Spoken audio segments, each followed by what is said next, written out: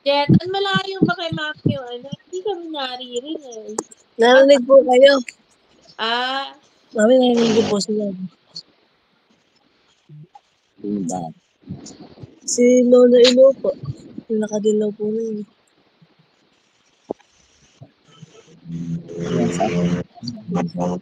Si Ate Gossi po yun. Gossi? Opo. sila dahil na.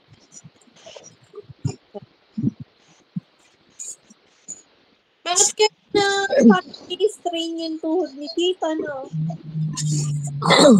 Hindi kaya ano, hindi ba ano, kung igagalaw-galaw? Hindi kasi ganyan masyadong na nagmo-move.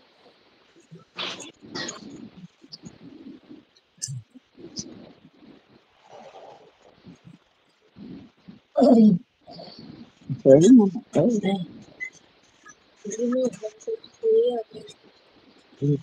Alam mong mag-pause pagka yung ano, papause mo yung song.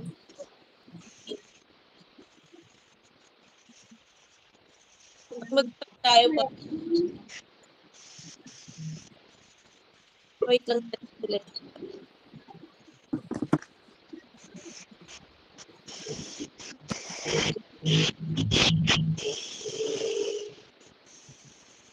Sila.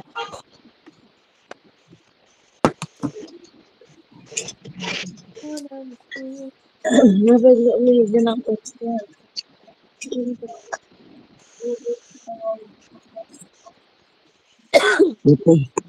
Ate.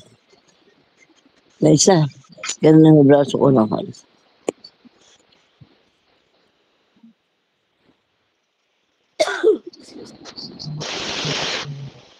Uy.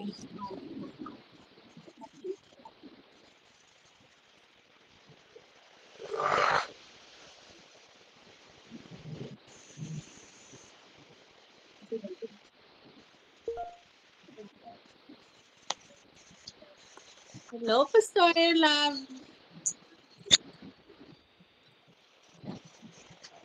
Good morning.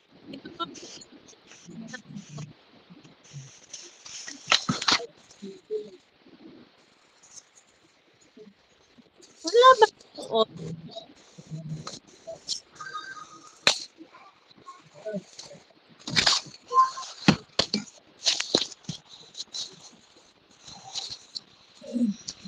Amen. Bago po tayo mag-worship. Ito na po yung basahin verse sa Efeso 3. Sabi po doon sa kanya, Pastora, makagawa. medyo choppy. Pastora Sally, medyo ano po, medyo choppy po ang video. Hello. Yan. Yan. Ayan, okay na? Okay po, thank you po. Ayan. Sabi po doon, sa kanya na makakagawa ng higit pa kaysa maaaring hilingin at isipin sa pamamagitan ng kanyang kapangyarihang sumasaati sa pamamagitan ng kanyang kalwalhati. Ay, ano ba ito? Nasisilaw po ako. Teka po Sa kanya na makagagawa ng higit pa kaysa maaari nating hilingin at isipin sa pamamagitan ng kanyang kapangyarihang kumikilos sa atin. Ayan. Purihin po ang Diyos sa umagang to, no? Bago po tayo manalangin ay let's internalize po yung powerful our God is, na may kakayanan po siyang kumilos sa ating mga buhay. Sabi po doon, napakagandang isipin na before we come to His throne, sabi niya po ay siya na kumikilos sa ating mga buhay na may kakayanan magbigay at gumawa higit sa kaya nating hilingin at higit sa kaya. Amen. Nasabi niya nga po ay walang hindi siya magagawa. Amen. At minsan po ay sabi sabi nga po ng iba ay, kung ang Diyos daw ay sovereign, bakit kailangan pa nating manalangin? Siya naman yung masusunod.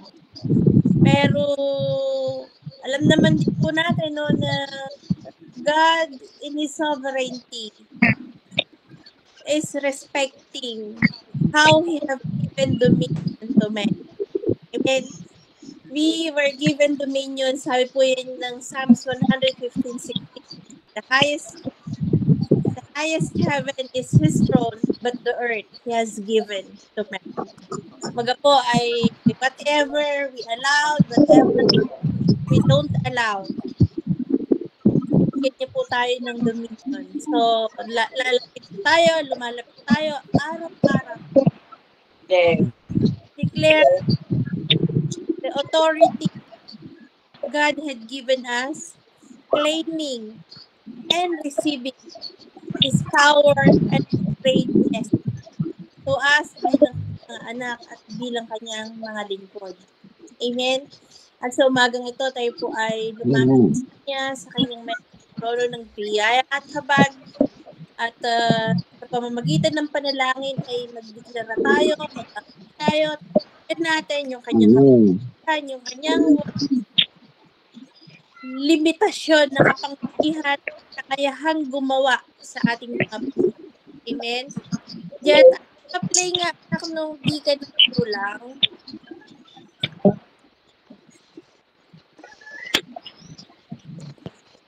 Awitin po natin yun.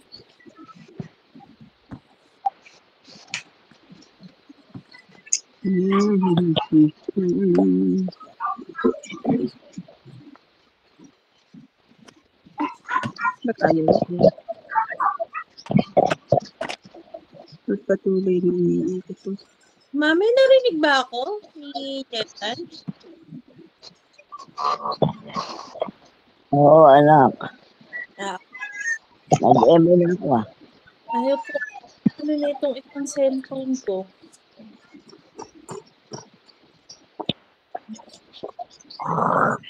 Kasya ko to.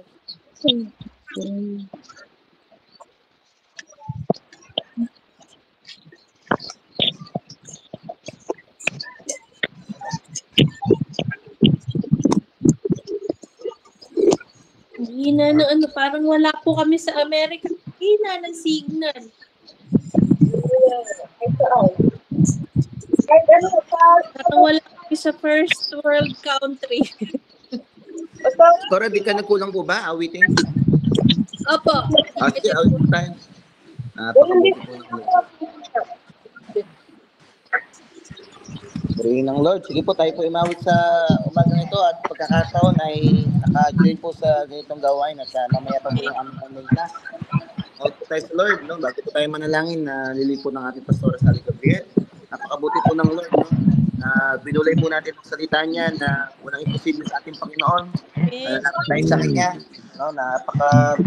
So, sa kabila ng ating nararanasan ay matanggal yung tinatawag nating insecurity o matakot sa ating na kahit anong nararanasan natin ay binibigay natin sa Panginoon at hindi niya tayo pagpupulangin, dadalhin niya tayo sa green pasture na ipinangako sa atin ng Panginoon. At man ang ating mga pinagdadaanan sa buhay, ang mga hamon sa buhay ay patatagin tayo ng Panginoon at hindi natin siya makalimutan sa kabila ng ating mga sitwasyon sa buhay. So, this is the best time to worship God, hindi in our tough times. Talagang medyo mabigat ang ating pakiramdam pero napakabuti ng Lord. Kahit kailan, hindi niya tayo pinagkulang. Sino tayo po imawit sa Panginoon?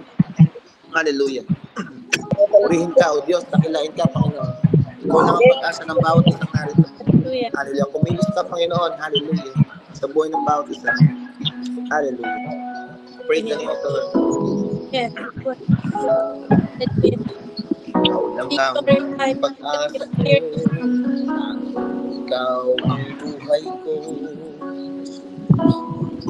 Kahit ako'y nangangamba, kahit ako'y nangangamba, basta ikaw ang kasama. Panatag na saan pa ikaw lang ang sasabayin. Hallelujah. Ikaw lang ang sasambahin, bakit man ay magiging kahit may suliranin man, kahit may suliranin man, ang lagi kong aawitan, ikaw lamang. Kahit kailan, di ka nagkulang. Yaya mo sa akin lahat. Pag-ibig mo sa akin walang hanggan. Ibig mo ako noon. Sadyang ay buti ng ating Panginoon sa buhay ng bawat isa. Amang kaya kaya sasambahin. Kaya sasambahin. Pag-ibig man ay mag-ibig.